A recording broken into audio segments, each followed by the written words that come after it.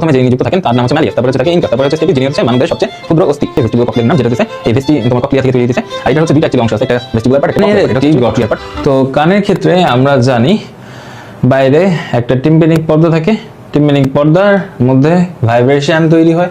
এই জিনিসটা বাইরের দিক থেকে অবতল, ভিতরের দিক থেকে উত্তল। এটা ছবি দেখলে ভালো মতন বুঝতে পারতেছো তোমরা। ভিতরের দিক দিয়ে উঁচু হয়ে আছে উত্তল, এবং ভিতরের বাইরের দিকে এটা হচ্ছে অবতল, নিচু অংশ আছে। এর ফলে কি হয়, বেশি পরিমাণে এটা সাউন্ড রিসিভ করতে পারে।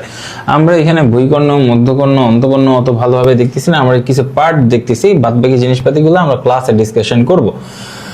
তোমরা জাস্ট এখানে ভিজুয়ালাইজ যেন করতে পারো, তাই জন্য একটা ছোট পার্ট আমরা বানাই দেখাই দিছি, যাতে তোমরা বুঝতে পারো জিনিসপাতিগুলো ভালো মতো।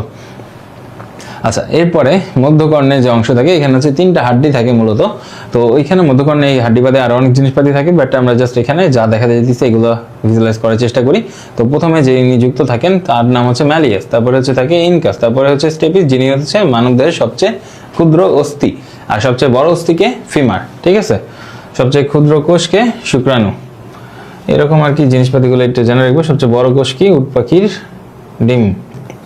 তারপরে এখানে তোমার হচ্ছে অন্তকর্ণ। এটা তো অন্তকর্ণের মধ্যে এই জিনিসটাকে হইতেছে আমরা কি বলি, ককলিয়া এবং ভেস্টিবুল। এখানে যে শামুকের মধ্যে পেঁচানো অংশ আছে, এটাকে বলতেছে আমরা ককলিয়া, যেটা হচ্ছে শব্দ তৈরি করে, মানে যে ভাইব্রেশন গুলা টিম্প্যানিক পর্দা হয়ে দেন ইনকাস মিলিয়ে স্টেপিস হয়ে অন্তকর্ণে পৌঁছাই দিছে।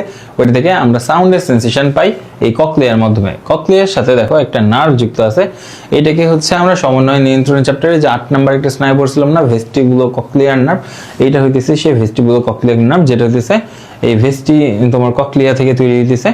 আর এটার হচ্ছে দুইটা অ্যাকচুয়ালি অংশ আছে, একটা ভেস্টিবুলার পার্ট, একটা ককলিয়ার পার্ট। এটা হচ্ছে actually cochlear part, vestibular part থেকে আরেকটা অংশ আসবে, এই দুইটা মিলে তোমার তৈরি করবে ভেস্টিবুলো ককলিয়ার নার্ভ, যেটা হইতেছে আমাদের শ্রবণ এবং ভারসাম্য নিয়ন্ত্রণে সাহায্য করে।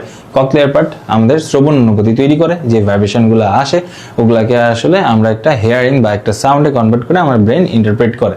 তো এটা হচ্ছে ককলিয়ার কাজ। আর ভেস্টিবুল কি করে, ভেস্টিবুল হচ্ছে ব্যালেন্স মেনটেন করে, মানে আমি মাথা নাড়াইতেছি, আমি মানে উঠতেছি না, হাঁটতেছি না, উল্টা করে ঝুলায় রাখছে আমার, এই সব কিছু সেন্স করে কে, তোমার ভেস্টিবুল। ভেস্টিবুলের হচ্ছে এই অংশ, ভেস্টিবুলের সাথে তিনটা সেমি সার্কুলার ক্যানেল থাকে বা সেমি সার্কুলার নালী থাকে বা অর্ধবৃত্তাকার নালী থাকে। এই তিনজন হইতেছে পরস্পরের সাথে 90 ডিগ্রি কোণে থাকে। এখানে দেখো ছবিতে ভালো মতো বোঝাই দিচ্ছে, একটা হচ্ছে খাড়াই ভাবে আছে, একটা পাশাপাশি আছে, আর একটা হচ্ছে নিচ দিয়ে আছে। তো এই হচ্ছে তিনটা অর্ধবৃত্তাকার নালী, ঠিক আছে। তিনটা অর্ধবৃত্তাকার নালী তিন দিকে আছে, এবং এরা হচ্ছে কি করতেছে, ব্যালেন্স মেনটেন করতে বা নিয়ন্ত্রণে তোমাদের সাহায্য করতেছে। তো এটা হচ্ছে ভেস্টিবুলার পার্ট, এটা হচ্ছে ককলিয়ার পার্ট, দুইটা মিলে নার্ভ তৈরি করে কি, ভেস্টিবুলো ককলিয়ার নার্ভ, যেটা হচ্ছে আমাদের শ্রবণ এবং ভারসাম্য রক্ষায় সাহায্য করে। তাইলে কান নিয়ে এতটুকুই।